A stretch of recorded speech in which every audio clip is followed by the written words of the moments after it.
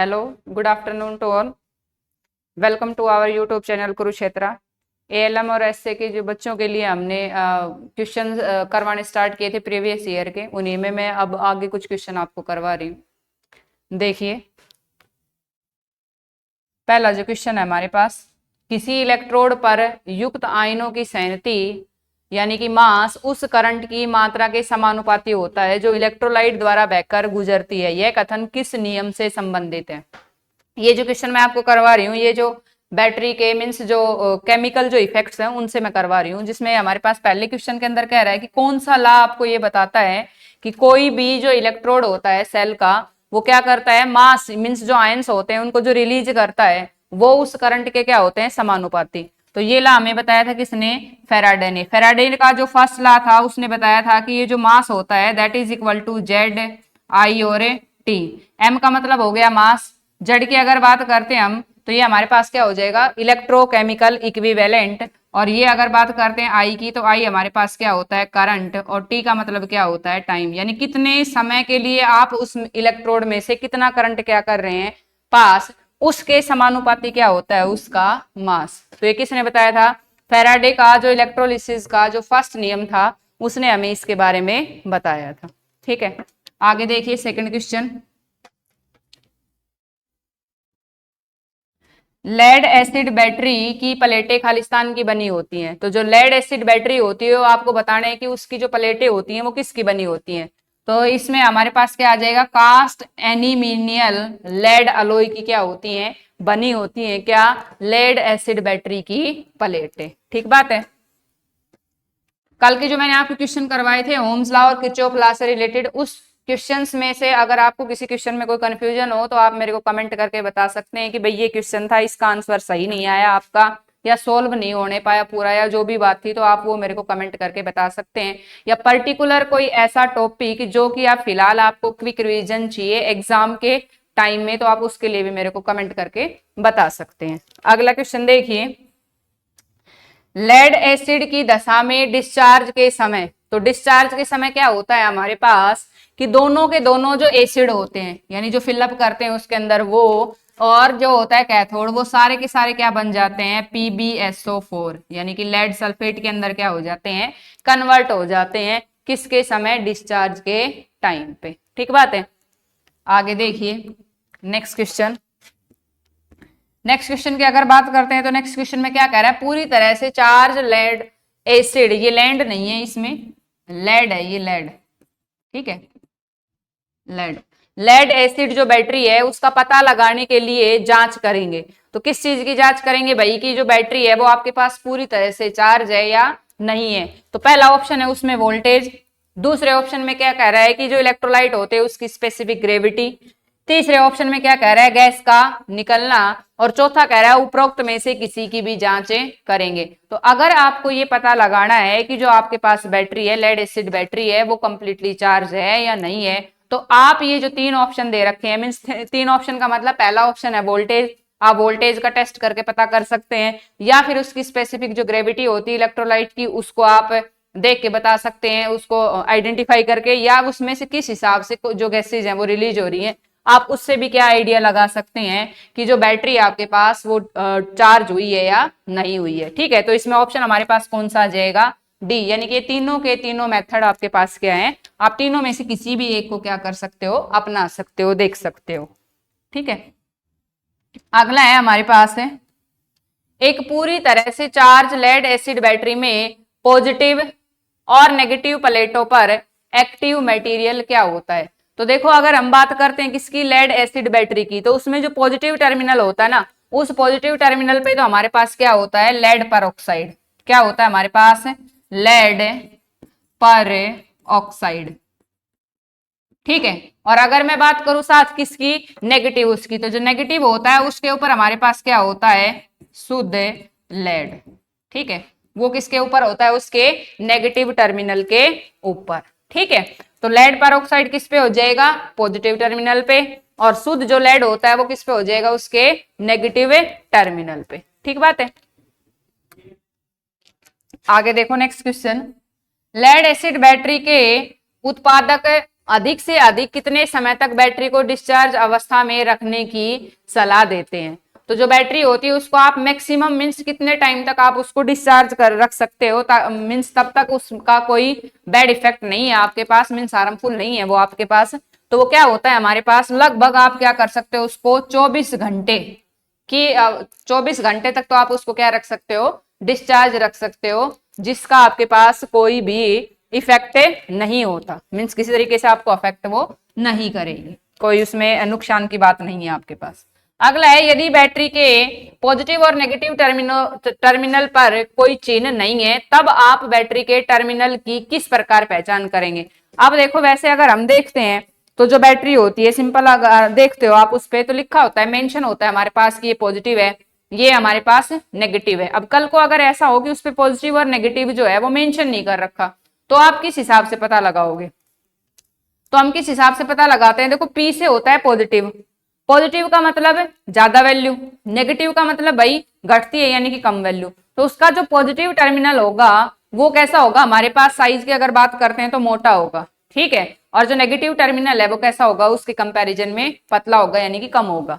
तो देखते हैं हम इसमें, पॉजिटिव टर्मिनल मोटा होगा, पॉजिटिव टर्मिनल पतला होगा, पॉजिटिव टर्मिनल ऊंचा होगा या उपरोक्त में से कोई नहीं। तो पॉजिटिव जो टर्मिनल होगा हमारे पास वो कैसा होगा, उसमें बैटरी का मोटा होगा, और नेगेटिव जो टर्मिनल होगा वो हमारे पास कैसा होगा, पतला होगा। तो इस हिसाब से हम अगर उस पे मेंशन भी नहीं कर रखा पॉजिटिव नेगेटिव तो भी हम आइडेंटिफाई कर सकते हैं कि ये बैटरी का पॉजिटिव टर्मिनल है और ये बैटरी का नेगेटिव टर्मिनल है।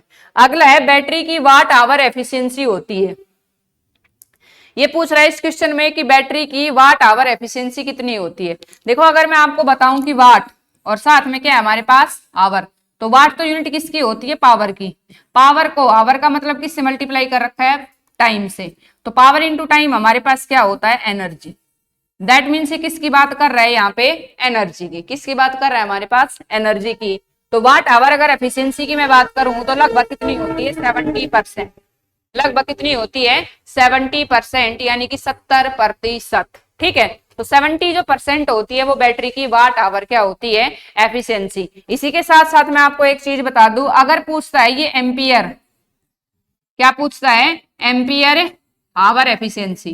क्या पूछता है भाई, ampere hour efficiency. Ampere hour efficiency का मतलब क्या हो गया, एम्पियर का मतलब हो गया करंट और इसका मतलब हो गया टाइम। यानी करंट एलिमेंट की अगर आपसे एफिशिएंसी पूछता है बैटरी की तो वो लगभग हमारे पास कितनी होती है, 90%। लगभग कितनी होती है, 90%।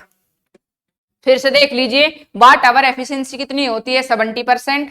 ठीक है, और अगर बात करते हैं किसकी, हमारे पास एम्पियर आवर एफिशिएंसी की, तो वो हमारे पास कितनी होती है, 90%। ठीक बात है।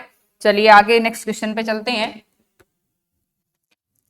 अगले क्वेश्चन में देखो क्या कह रहे हैं, फिर से वही क्वेश्चन, बैटरी की वाट आवर एफिशिएंसी होती है। ये आई थिंक इन दोनों क्वेश्चंस में, दोनों में इन्होंने सेम ही उसमें लिख दिया। तो ऑप्शन के हिसाब से अगर देखें तो यहाँ वाट आवर के हिसाब से सही आ जाएगा आपके पास 70%। ठीक है, तो ये तो हो जाएगी वाट आवर एफिशिएंसी। लेकिन अगर मैं पिछले क्वेश्चन की मैं बात करती हूँ तो यहाँ वाट आवर के हिसाब से, यहाँ वाट के ही नहीं पूछेगा, यहाँ फिर हमारे पास कौन सा आएगा, एम्पियर। कौन सा आ जाएगा, एम्पियर आवर एफिशिएंसी। तो इसका ऑप्शन हमारे पास कौन सा हो जाएगा, 90%, क्योंकि जो इससे नेक्स्ट है उसके अंदर हमारे पास 90 जो परसेंट है वो ऑप्शन में नहीं है। अगला क्वेश्चन देखिए, अगले क्वेश्चन में क्या कह रहा है, स्टोरेज बैटरी की ईएमएफ किस पर निर्भर करती है। देखो हमारे पास दो चीजें होती हैं बैटरी में, एक चीज होती है ईएमएफ और एक चीज क्या होती है हमारे पास, पोटेंशियल डिफरेंस। ईएमएफ की अगर मैं बात करूं तो इसको क्या बोलते हैं, इसकी फुल फॉर्म क्या होती है, इलेक्ट्रोमोटिव फोर्स। और एक दूसरी चीज मैंने आपको क्या बताई, क्या होता है हमारे पास, पोटेंशियल डिफरेंस। क्या चीज मैंने आपको बताई, पोटेंशियल डिफरेंस। अगर सर्किट हमारे पास ओपन है, ओपन सर्किट में अगर आप मेजरमेंट करते हो देन तो हम उसको क्या बोलते हैं, ईएमएफ। अगर आप क्लोज सर्किट में मेजरमेंट करते हो देन उसको हम क्या बोलते हैं, पोटेंशियल डिफरेंस। अब बात ये आती है कि what is the relation between potential difference and EMF. तो potential difference V is equal to हमारे पास क्या होता है, E माइनस का आई आर, या E इज इक्वल टू क्या होता है, V प्लस आई आर। ठीक है, अब देखो यहां से क्वेश्चन ये बन सकता है हमारे पास कि is potential difference greater than, equal to और less than EMF of a cell. ठीक है, क्योंकि भाई पोटेंशियल डिफरेंस जो होता है वो सेल के ईएमएफ से बड़ा होता है, उसके बराबर होता है, या उससे क्या होता है हमारे पास छोटा होता है। तो मैंने आपको फॉर्मूला बता दिया कि जो पोटेंशियल डिफरेंस होता है वो क्या होता है, ईएमएफ में से ये इतना फैक्टर हमारे पास क्या हो रहा है, कम हो रहा है, तब जाके हमें किसकी वैल्यू मिल रही है, पोटेंशियल डिफरेंस की।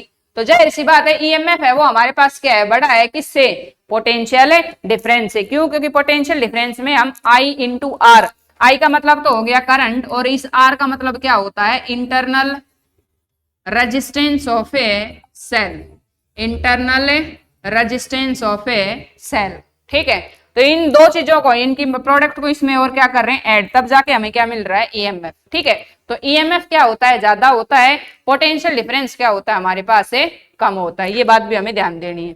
यहां कह रहा है ईएमएफ किस चीज पर निर्भर करेगा, तो ईएमएफ जो डिपेंड करता है वो डिपेंड करता है कि जो इलेक्ट्रोड के लिए बनाने के लिए आप जो मटेरियल ले रहे हो वो कौन सा मटेरियल ले रहे हो, मींस कैसे नेचर का ले रहे हो आप। तो इलेक्ट्रोड के जो पदार्थ पर, यानी उस मटेरियल के बिहेवियर पर क्या डिपेंड करता है, उस स्टोरेज बैटरी का ईएमएफ। अगला क्वेश्चन देखिए भाई, लेड एसिड बैटरियों में सेडिमेंटेशन होने के कारण, ठीक है, सेडिमेंटेशन पूछ रहा है किस वजह से होता है। ठीक है, तो एक चीज देखो, इसके अंदर हमारे पास होती है बकिंग।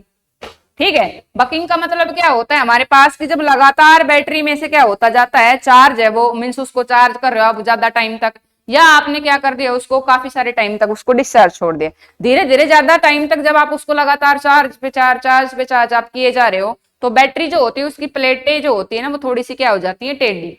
ठीक है, तो वो चीज तो क्या कहलाती है, बकिंग। ठीक है, बकलिंग हमारे पास कहलाता है। और अगर बात कर रहे हैं हम सेडिमेंटेशन की, तो सेडिमेंटेशन का मतलब क्या होता है कि जब लगातार आपके पास बैटरी वर्क कर रही होती है, ठीक है, तो उसका जो पॉजिटिव टर्मिनल होता है, उस मींस जो होते हैं पॉजिटिव आयंस, वो सारे के सारे नीचे जाके उसमें क्या होने लग जाते हैं, इकट्ठे, उन सबको वहां से सेपरेट करना।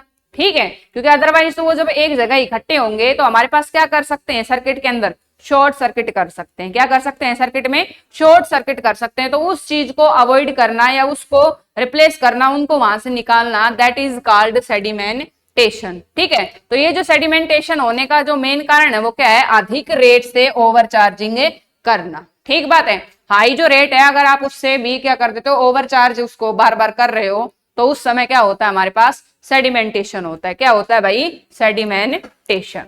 ठीक है, अगला देखिए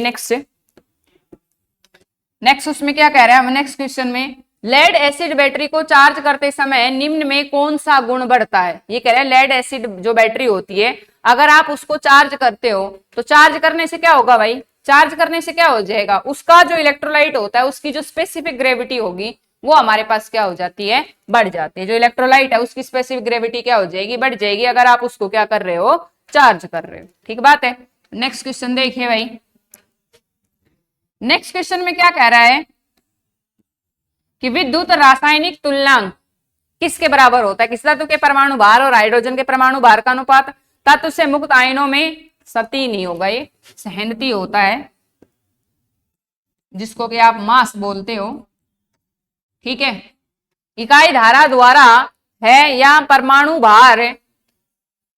भार और वैलेंसी का अनुपात है। अभी मैंने आपको जो फर्स्ट क्वेश्चन था उसके अंदर बताया था कि फर्स्ट क्वेश्चन में हमारे पास मैंने आपको क्या बताया था, जो ला था हमारे पास फर्स्ट, उसमें क्या बताया था, M is equal to Z I T. ठीक है, फेराडे के जो इलेक्ट्रोलिसिस का ला था, तो यहाँ पे ये जो जेड होता है that is equal to M upon I T. M का मतलब तो क्या हो गया, मास, और इकाई धारा का मतलब पर सेकेंड। ठीक है, अगर टी की वैल्यू मैं कितनी ले लूं, 1 ले लूं, टी को मैं कितना ले लूं, यहाँ पे 1 अगर प्लेस करूं तो जेड इज इक्वल टू क्या हो गया, एम और आई। तो इसको हम किससे कैलकुलेट कर सकते हैं, विद्युत रासायनिक तुल्यांक, यानी कि जेड की जो वैल्यू होती है आप किससे कैलकुलेट कर सकते हो, रेशियो से, किस किसका, उसका मास और साथ में इकाई धारा। इकाई धारा का मतलब कि एक सेकंड में उसमें से कितना करंट क्या हो रहा है, फ्लो हो रहा है, उन दोनों का जो रेशियो होता है वो रेशियो आपको किसकी वैल्यू बता सकता है हमारे पास है, इसे तुल्यांक की, यानी इस इक्विवेलेंट की, यानी कि इसे जेड की। ठीक बात है, तो हमारे पास इसका ऑप्शन कौन सा हो जाएगा, बी ऑप्शन यहाँ पे हमारे पास क्या हो जाएगा, करेक्ट हो जाएगा। अगला क्वेश्चन देखिए, नेक्स्ट क्वेश्चन जो है, नेक्स्ट क्वेश्चन में क्या कह रहे हैं, कार्बन जिंक सेल में डीपोलराइजर का कार्य क्या है? देखो डीपोलराइज करना, डीपोलराइज का मतलब है जो पोलराइजेशन अराइज हो रहा है, मींस जो पॉजिटिव नेगेटिव, मींस जो आयन ज्यादा मात्रा में क्या हो रहे हैं आपके पास इकट्ठे होते जा रहे हैं, उनको धीरे धीरे न्यूट्रलाइज करना। ठीक है, तो उनको जब न्यूट्रलाइज करेगा तो हमारे पास क्या आ जाएगा भाई, कि जो उसके अंदर हाइड्रोजन जो पैदा हो रही है उसको किस में बदलता चलेगा, पानी में, क्योंकि हाइड्रोजन अलग जाएगी, ऑक्सीजन अलग जाएगी, तो इस हिसाब से वो आयंस की फॉर्म में उसमें क्या करते रहेंगे, मूव। अब आयन को का मतलब है पोलराइजेशन, और पोलराइज को क्या करना है, डीपोलराइज। तो वो क्या करेगा कि वो जो हाइड्रोजन पैदा हो रही है ना उसको वाटर में क्या कर देगा, कन्वर्ट कर देगा, ताकि वो क्या हो जाए, डीपोलराइज हो जाए। ठीक है, तो डीपोलराइज का काम क्या होता है, हाइड्रोजन को कन्वर्ट करना किसमें, वाटर में। आगे देखिए next question, nickel iron battery की अपेक्षा निकिल कैडमियम बैटरी के मुख्य लाभ क्या है? ये कह रहा है एक आप बैटरी यूज कर रहे हो निकिल और आयरन की, और एक सेकंड आप यूज कर रहे हो किसकी, निकिल की और कैडमियम की। ठीक है, यानी आयरन को अगर आप रिप्लेस करके किसकी आप बात कर रहे हो, कैडमियम की, तो उस चीज का क्या इफेक्ट पड़ेगा। ठीक है, तो देखिए अगर बात करते हैं कैडमियम की, तो ये क्या कर पाएगा, ज्यादा चार्ज को है वो क्या कर पाएगा, इकट्ठा करके रख पाएगा। और ये तो बैटरी की मीन्स उसके लिए क्या हुआ, एक बेनिफिशियल हुआ, उसका एडवांटेज हुआ कि वो ज्यादा चार्ज को क्या कर पा रही है, स्टोर कर पा रही है, इकट्ठा कर पा रही है। आगे देखिए नेक्स्ट, नेक्स्ट क्वेश्चन में क्या कह रहे हैं हमारे पास, अधिक बैटरी वोल्टेज प्राप्त करने के लिए, ये कह रहा है ज्यादा वोल्टेज प्राप्त करने के लिए आप क्या करोगे भाई, सेल है उसको सीरीज में जोड़ दोगे, सेल है उसको पैरेलल में जोड़ दोगे, या इलेक्ट्रोलाइट की मात्रा यानी उसकी कंसंट्रेशन को आप बढ़ा दोगे, या बड़े सेल्स का आप क्या करोगे, यूज करोगे। तो जो सेल्स हैं उनको आप पैरेलल में जोड़ने की बजाय अगर आप उनको किस में जोड़ देते हो, सीरीज में जोड़ देते हो, तो उस समय भी आपको वोल्टेज है वो क्या मिल जाएगी, ज्यादा मिल जाएगी, क्योंकि इन सीरीज कॉम्बिनेशन वोल्टेज हमारे पास क्या होती चली जाती है, हर एक की अपनी अपनी होगी, तो टोटल जब कैलकुलेट करेंगे तो वो उन सबकी वोल्टेज का क्या आ जाएगा, सम आ जाएगा। ठीक है, क्यों, क्योंकि V इज इक्वल टू किसके होता है, V1 plus V2 plus V3 in case of A series. EMF की अगर हम बात करेंगे तो E इज इक्वल टू हो जाएगा E1 plus E2 plus E3। इस हिसाब से हर एक का ईएमएफ क्या होता चला जाएगा, ऐड होता चला जाएगा। आगे देखिए ट्रांसफार्मर, देखो नेक्स्ट टॉपिक स्टार्ट हो गया यहाँ से हमारे पास ट्रांसफार्मर। ठीक है, जिससे कि मोस्ट प्रोबेबल क्वेश्चन आपके प्रीवियस एग्जाम अगर आप देखते हो तो उनमें बने हुए क्वेश्चन है। ठीक बात है, तो ट्रांसफार्मर की प्राइमरी और सेकेंडरी क्वाइल में क्या होता है, सिंपल अगर मैं आपको बात करूं, सबसे पहली बात देखिए ट्रांसफार्मर क्या होता है। मैं कुछ छोटी छोटी बेसिक चीजें जो कि मेरे माइंड में अभी आई है इस चीज को लेके, वो मैं आपके साथ डिस्कस कर लेती हूँ, और अगर फिर भी कोई बात ऐसी है या कोई कंफ्यूजन आपके माइंड में रहता है इस टॉपिक को लेके, तो आप मेरे को कमेंट करके बता सकते हैं। ट्रांसफार्मर की प्राइमरी और सेकेंडरी क्वाइलों में तो सबसे पहले तो हमें पता होना चाहिए कि ट्रांसफार्मर क्या होता है। ट्रांसफार्मर का मतलब देखो क्या होता है भाई, ट्रांसफॉर्मर यानी क्या करता है, ट्रांसफॉर्म करता है, ट्रांसफॉर्म का मतलब बदलता है। ठीक है, तो ये जो अल्टरनेटिंग करंट होता है यानी जो एसी करंट होता है उसको कम उससे और किस में कन्वर्ट करता है, ज्यादा में, वोल्टेज से, या फिर हाई जो वोल्टेज होता है उसको किस में कन्वर्ट कर देता है, लो में। ठीक है, तो उसके लिए क्या किसका हम यूज करते हैं, ट्रांसफॉर्मर का। ट्रांसफॉर्मर की अगर हम बात करते हैं तो ट्रांसफॉर्मर में हमारे पास दो तरीके की क्वाइल होती है। एक कौन सी क्वाइल होती है, प्राइमरी, और एक कौन सी क्वाइल होती है, सेकेंडरी। एक कौन सी क्वाइल होती है, प्राइमरी, और एक कौन सी क्वाइल होती है, सेकेंडरी। प्राइमरी वो क्वाइल होती है जहां से हम क्या देते हैं, इसको इनपुट देते हैं, जहां से हम इसको क्या देते हैं, इनपुट। इनपुट देने का मतलब है कि जिस चीज को बदलना है यानी जिसको बढ़ाना है या घटाना है, वो चीज कहां पे रखी जाती है, प्राइमरी के ऊपर। ठीक बात है, और सेकेंडरी जो होती है वहां से आपको क्या मिलती है, आउटपुट। आउटपुट का मतलब भाई अगर यहाँ बढ़ी हुई है तो उसको घटाएंगे तो कहां मिलेगी, सेकेंडरी पे। अगर यहाँ कम है और उसको बढ़ाना है तो वो बढ़ी हुई कहां मिलेगी आपको, सेकेंडरी पे। ठीक बात है, तो इनपुट प्राइमरी पे देते हैं, आउटपुट सेकेंडरी पे देते हैं। ठीक है, इस हिसाब से। उसके अलावा अगर मैं ट्रांसफॉर्मर की बात करूं तो इसमें जब दो क्वाइल्स होती हैं तो दोनों का हमारे पास जो बात करते हैं किसकी, ईएमएफ की, वो भी क्या होता है हमारे पास इसमें अलग अलग। देखिए किस हिसाब से लिखते हैं इसमें, ES upon EP is equal to होता है NS upon NP is equal to क्या होता है, फॉर्मूला हमारे पास IP अपॉन IS।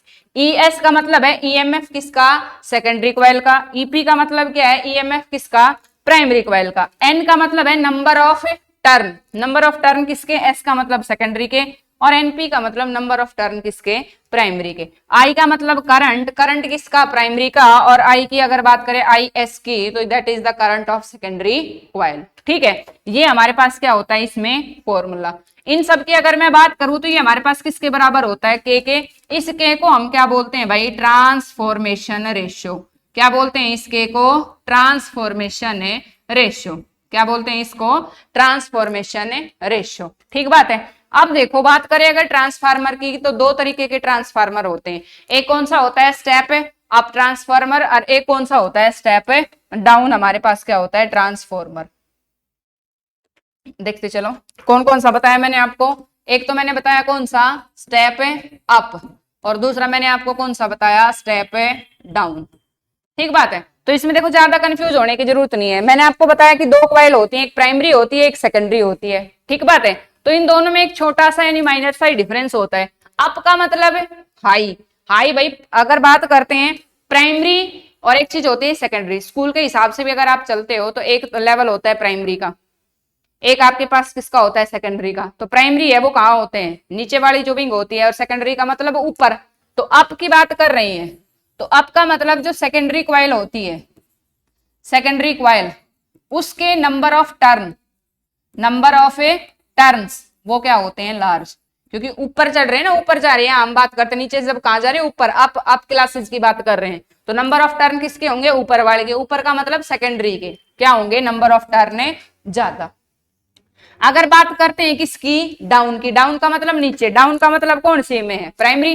प्राइमरी का मतलब क्या हो गया कि जो नंबर ऑफ टर्न है वो इसमें डाउन वाले में किसके ज्यादा होंगे, प्राइमरी के। किसके ज्यादा होंगे, नंबर ऑफ टर्न प्राइमरी के। ठीक बात है। तो स्टेप अप की अगर बात करते हैं, क्वेश्चन बनता है यहां से कि स्टेप अप की अगर बात करते हैं तो नंबर ऑफ टर्न किसके ज्यादा होते हैं, प्राइमरी के, सेकेंडरी के, दोनों के बराबर होते हैं, या कुछ भी नहीं होता, जो भी होता है। तो अप में, अप का मतलब सेकेंडरी, सेकेंडरी का मतलब नंबर ऑफ टर्न क्या है हमारे पास उसके, लार्ज। डाउन का मतलब नीचे है, नीचे का मतलब प्राइमरी में है। जैसे आप स्कूल में पढ़ते हो ना, तो पहले प्राइमरी में होते हो आप, ठीक है, और फिर उसके बाद आप किस में जाते हो, सेकेंडरी में। तो डाउन का मतलब आप प्राइमरी में हो, नीचे छोटी LKG, UKG, first second class जो होती हैं, आफ्टर देन आप सेकेंडरी में गए हो। तो अप का मतलब ऊपर, सेकेंडरी। तो सेकेंडरी के नंबर ऑफ टर्न क्या है, ज्यादा, और प्राइमरी, प्राइमरी का मतलब क्या होगा, डाउन, डाउन का मतलब नीचे, नीचे का मतलब क्या है, प्राइमरी, उसके नंबर ऑफ टर्न क्या हो जाएंगे, ज्यादा। ठीक बात है। अब यहाँ इसके हिसाब से देखो आइडिया लगा लो, के की दो वैल्यू होती है, या तो के ग्रेटर देन 1 होगा, या के क्या होगा, लेस देन 1। अगर के की वैल्यू ग्रेटर देन 1 है, यानी कि के की वैल्यू ज्यादा है, ज्यादा किसके लिए होती है, आपके लिए। ठीक है, क्वेश्चन यहां से बन सकता है कि के इज ग्रेटर देन 1, तो स्टेप अप ट्रांसफार्मर होगा या स्टेप डाउन होगा। तो अगर के इज ग्रेटर देन 1 है तो कौन सा हो जाएगा, स्टेप अप। के इज लेस देन 1 है तो कौन सा हो जाएगा, स्टेप डाउन। आपके पास क्या हो जाएगा, ट्रांसफार्मर। ठीक बात है। बाकी क्वेश्चन के हिसाब से जो जो चीजें चलती रहेंगी, बेसिक आते रहेंगे, वो मैं आपको बताते रहूंगा। अब यहाँ क्वेश्चन देखो क्या कह रहे हैं, ये कह रहा है ट्रांसफार्मर की प्राइमरी और सेकेंडरी क्वाइल है, उसमें सदैव क्या होता है। ठीक है, तार का एक ही साइज होता है, मैग्नेटिक सर्किट का एक ही होता है, मैग्नेटिक सर्किट अलग अलग होते हैं, या टर्न, टर्नो नहीं है ये, टर्न है, नंबर ऑफ टर्न जो मैंने आपको बताए, ये वायर जो लपेटी जाती है उस पे की संख्या अलग अलग होती है। तो हमारे पास इसमें जो मैग्नेटिक सर्किट होता है वो कैसा होता है, एक ही। मैग्नेटिक सर्किट की अगर मैं बात करूं तो वो कैसा होता है, एक जैसा ही होता है हमारे पास। ठीक बात है। तो इसका ऑप्शन कौन सा आ जाएगा हमारे पास, है बी। आगे देखो भाई अगला क्वेश्चन। अगले क्वेश्चन में देखो क्या कह रहा है, अगले क्वेश्चन में कह रहा है स्टेप डाउन ट्रांसफार्मर में प्राइमरी वाइंडिंग में टर्नों की संख्या सेकेंडरी वाइंडिंग में टर्नों की संख्या की अपेक्षा। तो स्टेप डाउन है, डाउन का मतलब नीचे, नीचे हो तो कौन सी विंग में हो, प्राइमरी में। तो इसका मतलब नंबरों की संख्या भी किसकी ज्यादा होगी, किसकी, जाहिर सी बात है प्राइमरी की।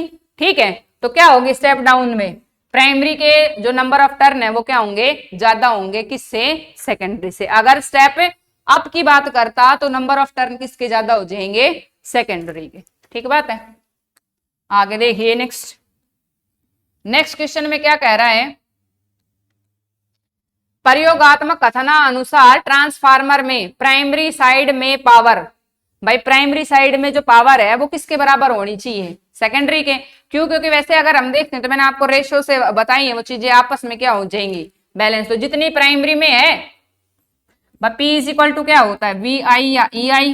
ठीक है, अब यहां मैंने देखा ई एस, अपॉन ईपी किसके बराबर था, आईपी अपॉन किसके, आईएस के। इनको जब क्रॉस मल्टीप्लाई करेंगे तो ये वैल्यू अगर ज्यादा है तो इसकी ये वैल्यू कम है, इसकी ये वैल्यू ज्यादा है तो इसकी ये वैल्यू क्या है, कम। जब क्रॉस मल्टीप्लाई करते हैं तो देखो एवरेज जो वैल्यू होगी, जब गुणा और वो करते हैं तो क्या मिलेगी आपको, दोनों आपस में चीजें क्या हो जाती हैं आपके पास, बैलेंस। दोनों क्या हो जाएंगी, बैलेंस हो जाएंगी। I S into E S that will be equal to I P into EP. ठीक है, तो इसलिए जो पावर होगी प्राइमरी उसकी वो किसके बराबर हो जाएगी, सेकेंडरी के। ठीक है, ये कह रहा है सेकेंडरी पावर के बराबर हो जाएगी। ठीक बात है, आगे देखो नेक्स्ट क्वेश्चन।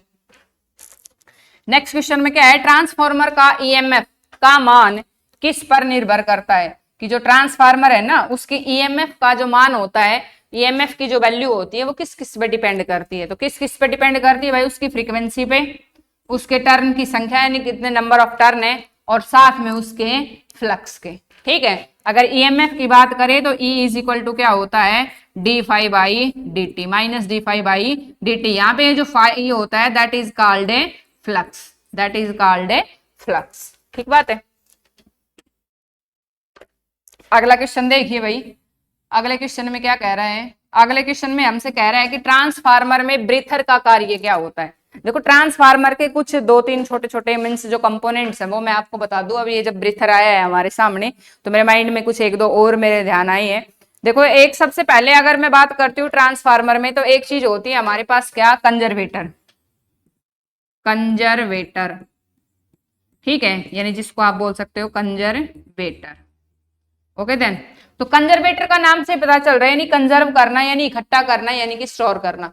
ये जो ट्रांसफार्मर होता है ना उसके ऊपर लगा होता है ये ऐसे यू करके एक पाइप की शेप में, जिसके अंदर की क्या होता है, तेल होता है। ठीक है, जैसे जैसे ट्रांसफार्मर चलता है गर्म होता जाता है तो क्या होता जाता है, उसका जो नीचे के जो पार्ट्स होते हैं उनमें जो तेल होता है ना वो उस हिसाब से क्या होता जाएगा, गर्म होता जाएगा। तो कंजर्वेटर है वो क्या करता है, यूपर से उस तेल को जो उसने स्टॉक कर रखा है उसको धीरे धीरे क्या करता जाएगा, उसको सेंड करता जाएगा ताकि उसका टेम्परेचर भी मेंटेन रहे और वो जो यूटिलाइज भी क्या होता रहे साथ की साथ। तो वो चीज क्या कहलाती है हमारे पास है, कंजर्वेटर, जो कि एक तरीके से इसके अंदर ऑयल वगैरह जो होता है उसको क्या करती है, अपने पास स्टॉक करके रखती है।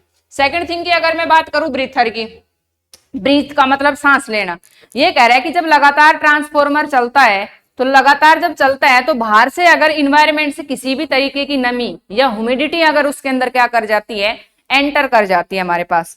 ठीक है, तो उस चीज को क्या करने के लिए, एब्जॉर्ब करने के लिए हमें किसकी जरूरत पड़ती है, ब्रीथर की। किसकी जरूरत पड़ती है भाई, उस नमी या उस मॉइस्चर को क्या करने के लिए, एब्जॉर्ब करने के लिए हमें किसकी जरूरत पड़ती है, ब्रीथर की। और ये जो ब्रीथर होता है इसके अंदर हम किसका यूज करते हैं, या तो हम यूज करते हैं सिलिका जेल का, किसका यूज करते हैं, सिलिका जेल का, या फिर हम इसमें यूज करते हैं क्या, कैल्शियम क्लोराइड। क्या यूज करते हैं हम, कैल्शियम क्लोराइड, जो कि क्या होता है उस एयर की सारी जो मॉइस्चर होती है उसको क्या कर लेता है, हमारे पास से एब्जॉर्ब कर लेता है। ठीक है, तो देखो ये कह रहा है ट्रांसफॉर्मर में ब्रीथर का क्या कार्य है।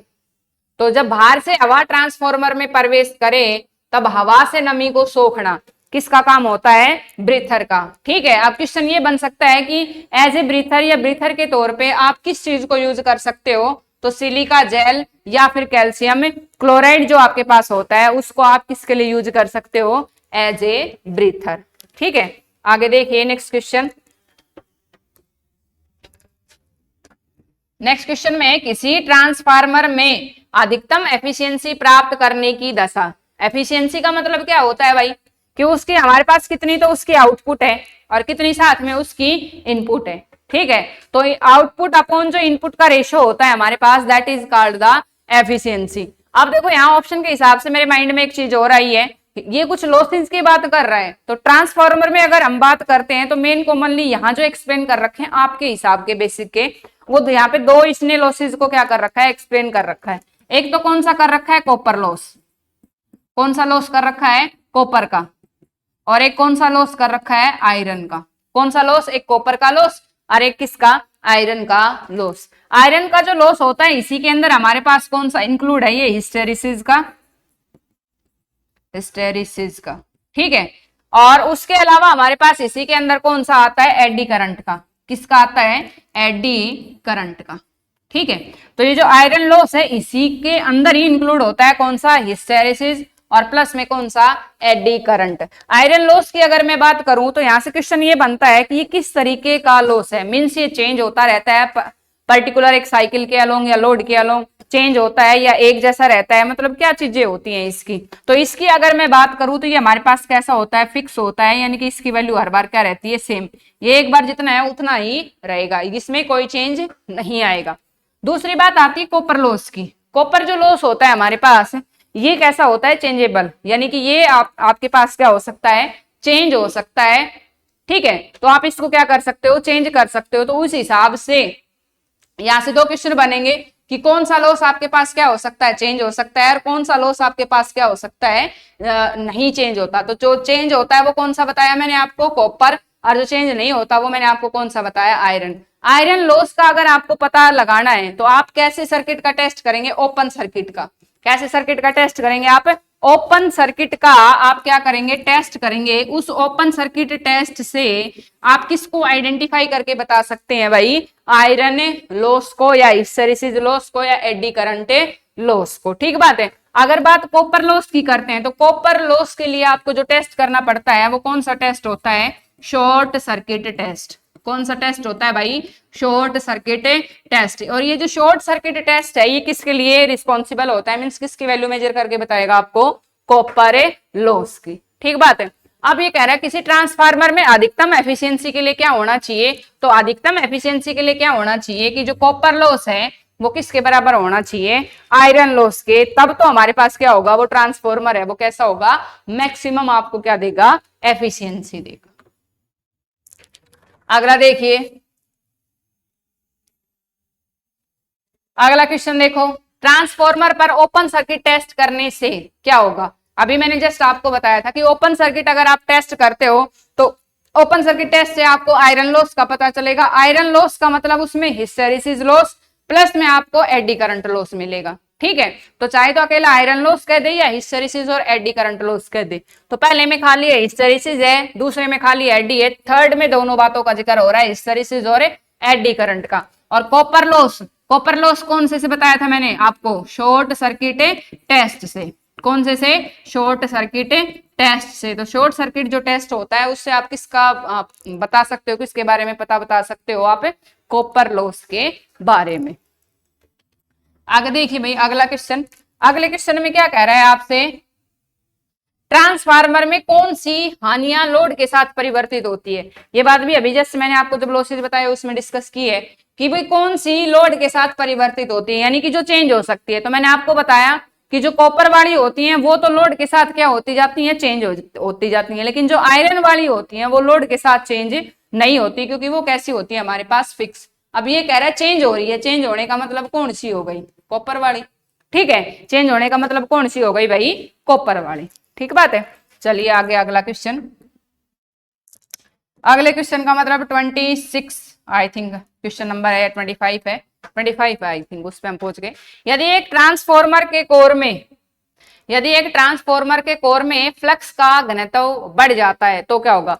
फ्लक्स डेंसिटी को अगर आप क्या कर रहे हो, इंक्रीज कर रहे हो आप, तो उस समय क्या कह रहे हो आपके पास क्या होगा, सेकेंडरी वाइंडिंग की फ्रीक्वेंसी चेंज होगी, सेकेंडरी साइड की वेव का जो आकार है साइज है वो उसमें चेंज आएगा, ट्रांसफॉर्मर का आकार कम किया जा सकता है, एडी करंट का लॉस है वो क्या हो जाएगा, कम हो जाएगा। तो अगर आप फ्लक्स उसको इंक्रीज करते हो डेंसिटी को, तो दैट मींस ट्रांसफार्मर का जो साइज होता है आप उसको क्या कर सकते हो, कम कर सकते हो। तो इसका ऑप्शन कौन सा हो जाएगा हमारे पास, सी।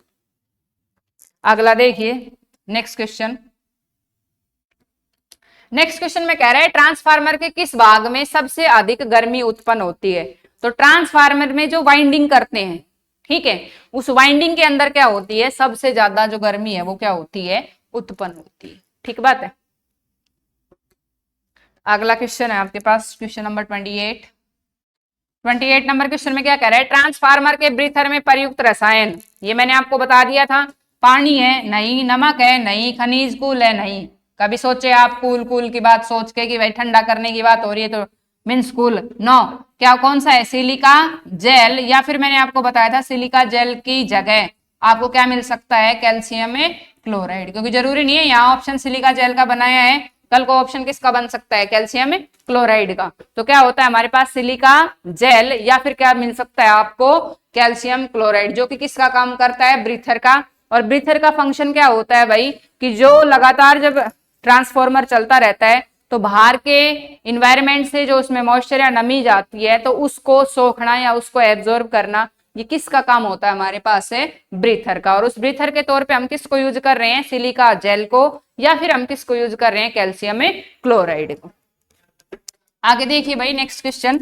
नेक्स्ट क्वेश्चन में क्या कह रहा है, देखो हमसे नेक्स्ट क्वेश्चन में कह रहा है कि ट्रांसफार्मरों को पैरेलल में चलाने के लिए कौन सी अवस्था आवश्यक है।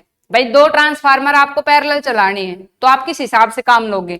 तो कह रहा है कि उनकी किलो वोल्ट एम्पियर रेटिंग समान होनी चाहिए, इनकी वोल्टेज रेटिंग लोड शेयरिंग के अनुपात के अनुसार होनी चाहिए, इन्हें समान फ्रीक्वेंसी पे चलाना चाहिए। या डी ऑप्शन कह रहा है इनकी ट्रांसफॉर्मेशन अनुपात लोड शेयरिंग के अनुपात के अनुसार होनी चाहिए। तो अगर आपको पैरेलल में दो चलाने हैं तो इनकी जो फ्रीक्वेंसी होगी ना वो आपको क्या करनी पड़ेगी, समान करनी पड़ेगी, तब जाके आप पैरेलल में क्या कर सकते हो, दो ट्रांसफॉर्मर को एक साथ चला सकते हो। तो फ्रीक्वेंसी कैसी होनी चाहिए, सेम। अगला क्वेश्चन देखिए। अगले क्वेश्चन में कह रहा है एक ट्रांसफॉर्मर के फुल लोड आयरन लॉस 900 वाट और कॉपर लॉस 1600 वाट है, कितने प्रतिशत लोड पर ट्रांसफॉर्मर अधिकतम एफिशिएंसी देगा। ठीक है, तो इसको कैलकुलेट करने का हमारे पास फॉर्मूला होता है किलो वोल्ट एम्पियर जो होता है हमारे पास यहां से, और ये जो क्या हो जाएगा, फुल लोड हमारे पास कितना है 900 और डिवाइड बाय ये हमारे पास कितना हो जाएगा 1600। अब किलो वोल्ट एम्पियर में आपको इस मींस क्या है, वैल्यू आपको किस में कैलकुलेट करनी है, परसेंटेज में। तो ये हमारे पास 2 जीरो से क्या हो जाएगा, 2 जीरो ये कितना हो जाएगा 3/4, और फुल का मतलब कितनी ले लेते हैं उसको हमें 100। तो 4 से कितने पे जाएगा ये 25 पे, और 25 दिया हमारे पास कितना हो जाएगा 75। और परसेंटेज की अगर मैं बात करूं तो कितना आ जाएगा मेरे पास 75%। कितना आ जाएगा 75%। ठीक है, आगे देखिए नेक्स्ट क्वेश्चन। नेक्स्ट क्वेश्चन में कह रहे हैं किसी ट्रांसफॉर्मर की एफिशिएंसी ज्ञात करने के लिए आउटपुट और इनपुट नापने वाली विधि कठिन है, क्यों। भाई ट्रांसफॉर्मर की अगर आपको एफिशिएंसी कैलकुलेट करनी है तो कह रहा है उसकी इनपुट और आउटपुट को अगर आप मापते हो तो ये जो प्रोसेस होता है ये डिफिकल्ट होता है, मीन्स कठिन प्रोसेस होता है, आप उससे इजीली कैलकुलेट नहीं कर पाते उसकी एफिशिएंसी को। क्यों है भाई वो, सब पहले कह रहे हैं आउटपुट होती है और मापी नहीं जा सकती। भाई ऐसा तो नहीं हो सकता, क्योंकि अगर आउटपुट है तो वो मेजरेबल तो होगी। सेकंड कह रहे हैं हानियां सामान्य रूप से अधिक होती हैं, जैसे ये कह रहा है कि जो इनपुट देते हो आप और इनपुट और आउटपुट के बीच में जो लॉसेज होते हैं उसमें आयरन लॉस है, आपके पास कॉपर लॉस है, मीन्स इस तरीके जो लॉसेज होते हैं वो क्या हो जाते हैं, उसमें ज्यादा हो जाते हैं। अगला कह रहा है ट्रांसफॉर्मर की एफिशिएंसी सामान्यतः बहुत अधिक होती है और इसलिए बहुत शुद्ध नापने की क्या होती है, इसको आवश्यकता है। ये बात सही कह रहा है कि जो ट्रांसफॉर्मर होता है उसकी एफिशिएंसी क्या होती है, ज्यादा होती है, और उसको पर्टिकुलर किसी सही हिसाब के मेथड से आप क्या कर सकते हो, उसको मेजर कर सकते हो, आप कैलकुलेट क्या कर सकते हो। ठीक है, तो इसका ऑप्शन कौन सा आ जाएगा आपके पास है सी। ठीक है, तो आई थिंक ओके देन। एक ट्रांसफॉर्मर की प्राइमरी और सेकेंडरी वोल्टेज के बीच का फेज डिफरेंस, यानी जो प्राइमरी होती है और जो क्या होती है सेकेंडरी, उनके बीच का फेज डिफरेंस कितना होता है। पहला ऑप्शन है 0 डिग्री, दूसरा ऑप्शन है 90 डिग्री, तीसरा ऑप्शन है 180। तो इसमें ऑप्शन हमारे पास कौन सा आ जाएगा 180 डिग्री। तो प्राइमरी और सेकेंडरी जो होती है उसकी वोल्टेज के बीच का जो डिफरेंस होता है वो हमारे पास कितना होता है 180। 180 क्यों होता है भाई बताइए, क्यों, क्योंकि अगर कम है तो उसको क्या करके देता है वो ज्यादा, और अगर ज्यादा है तो उसको कितना करके देगा कम। तो वो फेज डिफरेंस कितने का आ जाता है उसमें 180 डिग्री का। ठीक है, तो आई थिंक आज कुछ 30 या 31 या 32 के लगभग क्वेश्चन थे। तो ये हमने कम से कम नहीं तो 2 टॉपिक्स जिनको कि हम क्या बोलते हैं सेल या बैटरी के जो केमिकल इफेक्ट्स थे वो, और साथ में जो ट्रांसफॉर्मर है हमारे पास वो 2 जो मेन टॉपिक थे आपके सिलेबस के हिसाब से, उनको हमने क्या किया है यहाँ पे सोल्व आउट किया है जो प्रीवियस ईयर आपके आए हुए क्वेश्चंस थे। ठीक है, बाकी इनसे रिलेटेड अगर कोई डाउट हो आपको या फिर कोई पर्टिकुलर टॉपिक जो कि आप चाह रहे हो कि हम करवाएं आपका रिवीजन उसमें, तो मेरे को बता देना। वीडियो कैसी लगी वो भी बताना, और थैंक्स हमारे साथ जुड़ने के लिए। Thank you.